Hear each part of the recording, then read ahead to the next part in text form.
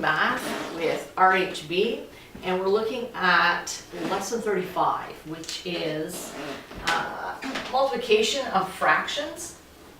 And technically it's lesson 9 in a series of all the fraction lessons.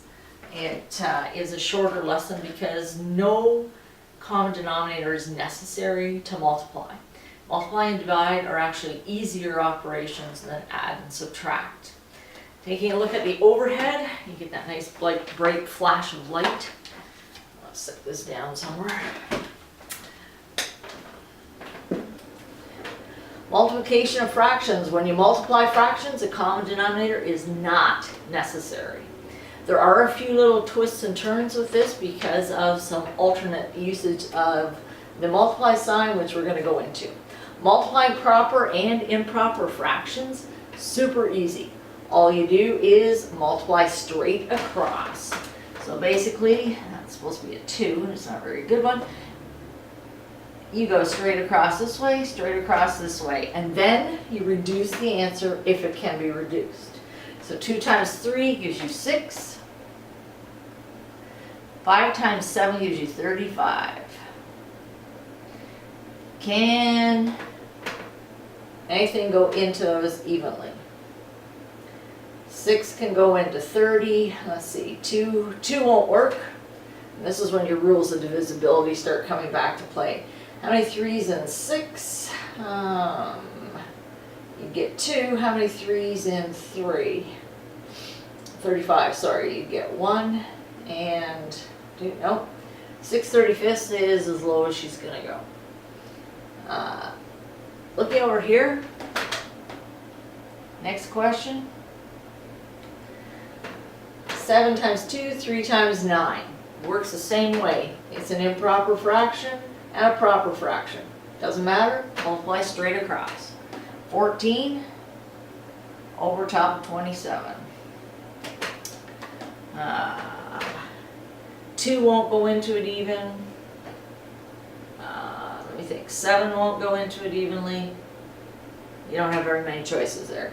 So this is as low as it's going to go. Multiplying mixed numbers. That's next. If you have a mixed number group, and I'm going to hike this up. Make sure you can see it. If you have mixed numbers, 3 and a 6 times 2 and a half. This is where those conversions come in. You cannot multiply the 3 times the 2 and then the fraction. You have to change these to improper fractions and then multiply it out. So 6 times 3 plus 1. So 6 times 3 is 18 plus 1 is 19 over top of 6. 2 times 2 is 4 plus 1 is 5 over 2. So you go straight across here and straight across here. So the bottom's easy, 12. What's 19 times 5? I'm going to cheat and use a calculator because my brain isn't there. Times 5. 95. Should have been able to do that in my head. 95. Now, how many 12s can you get out of 95? Now you can get 7. So 7 whole 12s. Is that still on the screen? Yes, it is. 7 whole 12s. All right, how many is going to be left over? So 7 times 12 is 84. So 84 subtracted from 95 gives me 11 12s left. Oops, can't reduce that any lower. There are a few different little tricks with multiply. The word of, if you see the word of in questions, you replace the word of in mathematics with the multiply sign. Then you multiply to solve. Half of half. All right, so if you have a chocolate bar and you cut it in half, and then you cut it in half again, what do you end up with? A quarter. That'll show you that it'll work because we're going to go a half times a half. No equal sign, so I'm going to go underneath. 1 times 1 is 1. 2 times 2 is 4. So your answer is a quarter. So again, half of a half. So you've got half a chocolate bar, and now I'm going to cut that half in half, so you can end up with a quarter of a chocolate bar. My other little, this is another one of the symbols that they use for multiply. It tends to be the one that they, in mathematics, do a lot of funny little tricks with. A large dot. So if you have a dot, that just means multiply. So your example is 3 over 5, proper fraction, dot 2 over 3, proper fraction. So technically, all it means is 3 over 5 times 2 over 3. We're going to solve it underneath. You have 2 proper fractions. 3 times 2 is 6. 5 times 3 is 15. Well, we do know that, and I'm running out of room, so I'm going to have to go small here. How many 3's can I get out of 6? I can get 2. And how many 3's can I get out of 15? I can get 5. So my final answer is 2/5. Sorry, that's a little squashed. Now, we're going to take a look at a few more examples. First one, 2 3/4 times 1 1/3. Both mixed numbers, can't leave them as mixed numbers. Just checking to make sure I'm on the screen. 4 times 2 is 8 plus 3 is 11 over 4. Times 3 times 1 is 3 plus 1 is 4 over 3. So all I did was multiply by that and that. To get 11 over 4, 4 over 3. Then I multiply straight across. 44 over top of 4 times 3 is 12. So I'm going to end up with 3 12s out of that. So I end up with 36, so I'll end up with 8 12ths left. And I can still reduce that farther because 4 will go into 8 twice.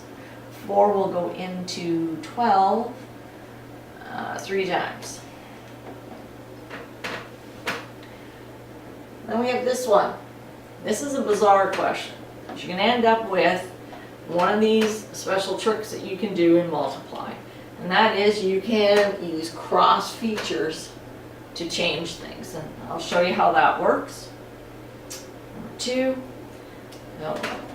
9 1/3 times 2 1/7. So we're going to end up with 3 times 9 is 27 plus 1 is 28 over top of 3 times 7 times 2 is 14 plus 1 is 15 over top of 7. Now I wish I could say I could multiply 28 by 15 in my head, but I can't. If you do that, you get 420. And the bottom one is 21. So how many 21s can you get out of 420? Well, you can get, how many would that be? 420.